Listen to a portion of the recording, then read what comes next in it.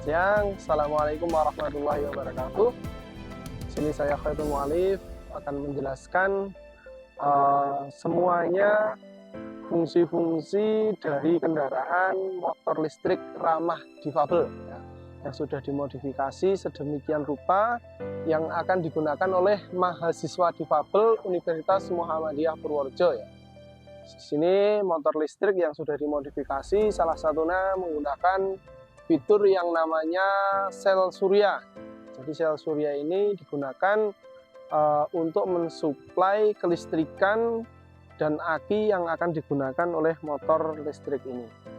Ini fitur yang pertama adalah kunci kontak. Kunci kontak adalah fungsinya untuk menghidupkan kendaraan motor listrik ramah difabel. Di sini ada dua, ada mode kunci kontak manual, ya. Di sini ada lubang kunci kontak. Ketika kita kunci kontak on, maka di dashboard ini akan menyala. Ini adalah mode menggunakan kunci kontak tipe manual. Ya. Kemudian kita off-kan lagi. Ya. Ini mode kunci kontak smart key atau wireless. Kita tekan ya, kita tekan dengan logo yang ada listriknya ini. Kita tekan dua kali ya, satu, kemudian yang kedua. Nah, ini akan menyala.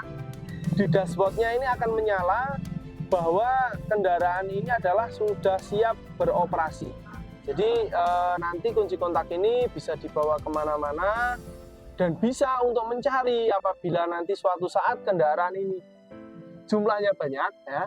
Kendaraan ini jumlahnya banyak, maka kendaraan akan sama, Pak. Ya, jadi antara satu dengan kendaraan yang lain pastinya akan sama. Nah, ini untuk mencari kendaraan ini kita cukup memencet dengan kunci kontak ini ya. Nah, ini kita bisa mematikan lewat kunci kontak smart key ini atau kunci kontak wireless ini juga. Ketika kunci kontaknya tadi sudah hidup, kita akan melihat di dashboardnya sini ya. Di sini ada beberapa fitur menandakan ada kecepatan ya, kecepatan dari kendaraan ini. Kemudian dari isi aki tersebut ya, ini ada 93%. Terus kemudian ada lampu. Nah, di sini nanti ada lampu menandakan bahwa lampu ini menyala ketika jarak jauh, dekat. Di sini akan terlihat. Terus kemudian yang terpenting adalah kode tanda bahwa di sini ada ketika kendaraan tersebut tidak bisa dijalankan adalah parking ya. Ini sebelum kita gunakan kita harus bisa melihat di sini, jangan sampai ketika kendaraannya sudah menyala tapi tidak bisa digas ya. Ini contohnya seperti ini ya. Ini contohnya seperti ini, kita gas-gas dia tidak akan bisa berjalan. Bagaimana biar bisa berjalan? Maka kita injak rem kaki sama rem yang ada di tangan. Dipastikan di rem, kemudian kodenya sudah hilang. Nah, ketika kodenya sudah hilang, maka gas ini akan sudah bisa digunakan. Kita tinggal menarik gas saja. Di sini ada fitur ya yang pertama D, ini buat maju, dan R-nya rear atau buat mundur ya. Nih, D sama R. Terus kemudian di bawahnya ya, ini bisa dilihat di sini ya. Di sini di bawahnya ada menandakan tanda kecepatan ya. Ini ada kecepatan 1, kecepatan 2, dan kecepatan 3. Sini. Ini perlu diperhatikan ya. Terus kemudian di sini ada switch ya, ini switch lampu. Switch lampu ini untuk menyalakan nanti lampu. Ini ketika di sini udah D berarti siap digunakan. Kita tinggal menarik gas aja. Oke, ya. Siap ya. Kita tinggal menarik tuas gasnya aja. Gas jalan. Nah, ini ya. Ini udah bisa jalan. Ketika kita mau mundur, ya, kendaraannya tidak usah kita dorong pakai kaki, tetapi tinggal memastikan switch-nya ke R aja. Klik. Nah, dipastikan bahwa lampu mundurnya menyala dan ada suara alarm mundurnya. Tinggal kita narik gas saja. Nah, ini akan mundur. Tadi sebelumnya setelah fiturnya sebelah kanan, ketika kendaraan buat menjalankan itu menggunakan handle sebelah kanan ya. Sekarang adalah berpindah ke fungsi dari beberapa bagian yang ada di sebelah kiri ya. Ini yang pertama, adanya USB di sini ya. Ini di sini ada USB, nanti bisa buat ngecas HP ketika HP kita atau lowbat dalam kondisi menggunakan kendaraan ini, kita bisa menggunakan. Nah, terus di atasnya ada lagi apa? Kompas. Nah, ini di sini ada fitur kompas. Apabila kita tersesat nanti ya siapa tahu, kita tidak tahu ya, apabila nanti kita keluar kota tidak tahu arah utara, selatan, timur dan barat, maka di sini sudah tersedia kompas. Terus kemudian di sini ada switch ya. Switch ini menandakan nanti buat memindah lampu ya. Memindah lampu antara jarak dekat dan jarak jauh. Nah, misalkan kita menyalakan lampu, kemudian kita bisa memindah jarak jauh dan jarak dekat. Nah, di sini. Terus setelah lampu nanti ada fitur yang namanya sen, Mas. Nah, sen ini berfungsi nanti ketika kita mau belok ke kanan atau belok ke kiri, maka kita wajib menyalakan yang namanya switch sen ini. Nah, ini misalkan kita mau belok ke kanan, tinggal menyalakan dan kita memastikan bahwa indikator sen di sini ya, indikator sen di dashboard ini menyala sebelah kanan.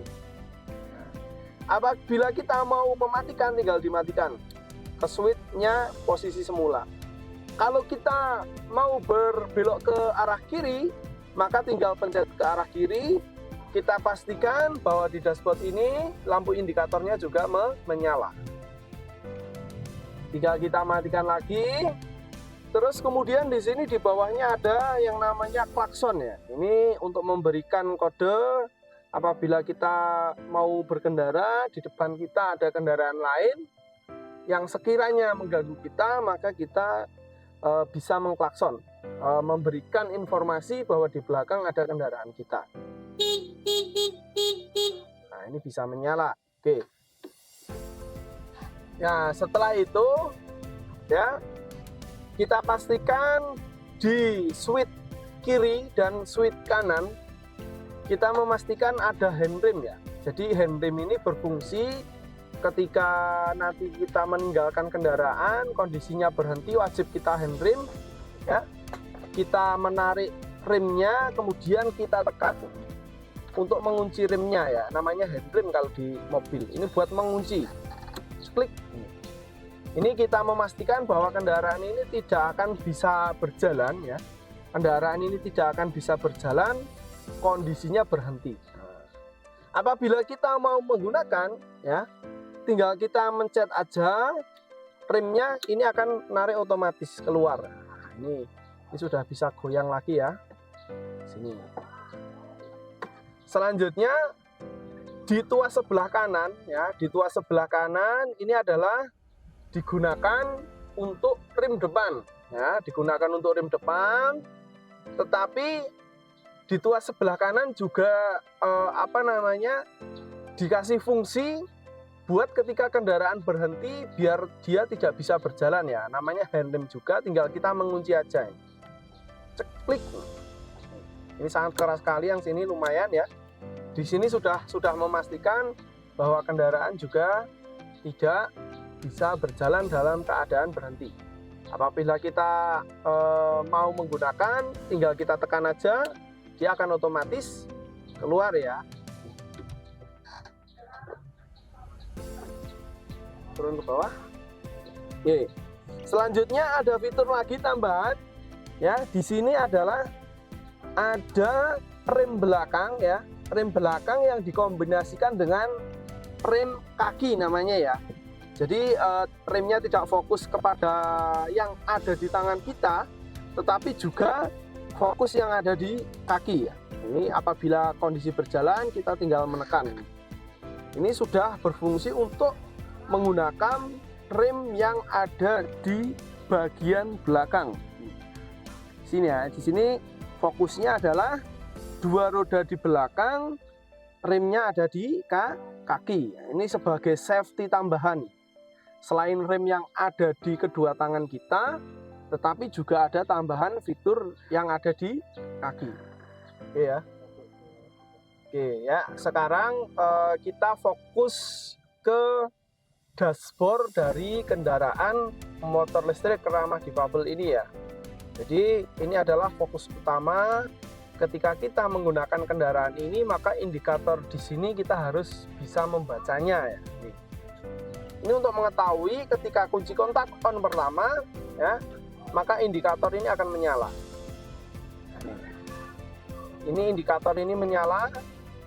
Yang pertama di sini ada kilometer ya, kilometernya kondisinya apa? Ini ada huruf, menandakan huruf ini adalah ketika kendaraan berhenti atau parking ya. Ini hurufnya ini ya. Kalau kita mau menggunakan ya, maka kita harus menekan rem di antara 3 rem. Ada 2 rem di tangan dan 1 rem di kaki ya. Misalkan ya, ini misalkan saya menekan rem sebelah kanan ini, misalkan tekan. Nah, ini ketika kilometernya ini sudah berubah menjadi angka 00, maka sudah siap digunakan. Tetapi ketika kita tidak menggunakan, maka akan berubah lagi kondisinya apa? Parking ya, ini P. Terus kemudian kita pindah ke kanan ya. Di sini ada odometer ya, ini odometer. Odometer ini akan menandakan berapa kilometer kendaraan kita menggunakan ini. Di sini ada odometernya ya. Jadi seperti sepeda motor pada umumnya, di sini juga ada odometernya. Terus di bawah odometer ini ada menandakan 93% ya. Ini artinya 93% ini adalah aki arus yang tersimpan di dalam aki. Terus di sebelah kiri ini juga ada menandakan indikator ya, sama indikator dari aki ini ya. Ini 93%. Ini stripnya juga sudah berkurang menjadi 1 ya. Oke ya. Sekarang di sini masih ada tombol 1 Mas ya, yang warna merah, letaknya di sebelah dashboard ya, sebelah kiri ya. Ini adalah untuk menyalakan wiper ya. Ini ada di sini ada wiper untuk menghapus kotoran yang ada di kaca ini ya. Ini namanya tombol wiper ya.